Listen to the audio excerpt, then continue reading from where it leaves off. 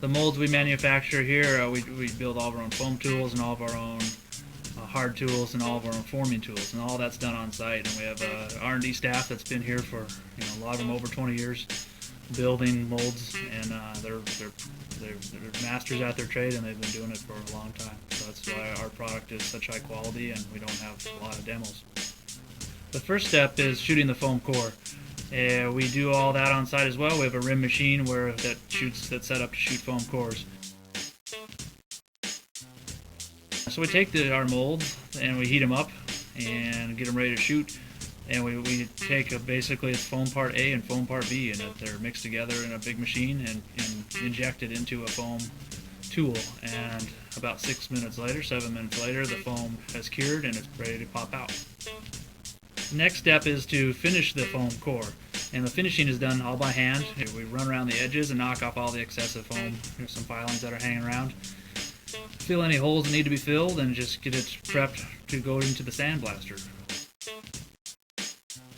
In the sandblasting section, it's actually not sand; it's metal shavings, but and what that does is it puts a texture on it by roughing up that surface, and it makes the resin adhere to the foam. The next step is the glass cutting area. While the foam core is being shot, the glass is being cut. Basically, each board has a different bun assembly, it's called, and like a high-end board will have a different bun assembly than, say, a sole wakeboard. But so each one has a different layup of different glass that's getting prepped while the foam cores are being shot. Then we go to the forming room. The forming room is where the graphics are transferred from the paper material to the PBT, and after that's accomplished, the PBT tops are pinned. So when it goes in the molding room, the molder knows where to put it to make it be perfectly centered every time. There's a laminating press, one of a couple laminating presses we have in there, and that step entails taking all the various layers, whether if it's a platinum top, we take Texalium material, and we take the graphics, and we basically smash it together with heat. And that laminating step makes all those layers form together as one, and it forms the top or the bottom of the wakeboard. And also in that room is the forming tool. To avoid any wrinkles in the molding process, if we pre-form that bottom sheet, then we'll have no wrinkles when we go to the molding room.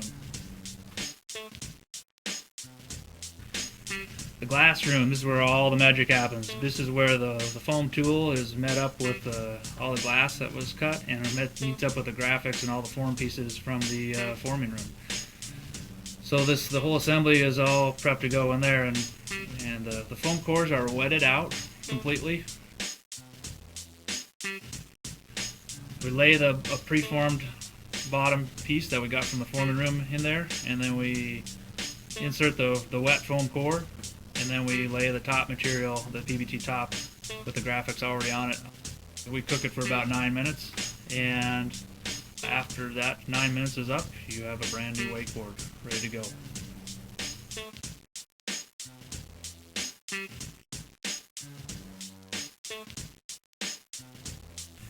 The hand finishing area is where the thick flashing is cut off the edge of the board, and the rest is all done by hand and files. And it's a fine art to get the edge of the board filed properly. You can't go too far, but you can't leave a lip on there. So it's an art, and it's something that takes a long time to perfect. But that's why it's done by hand, so we can get it perfectly right every time.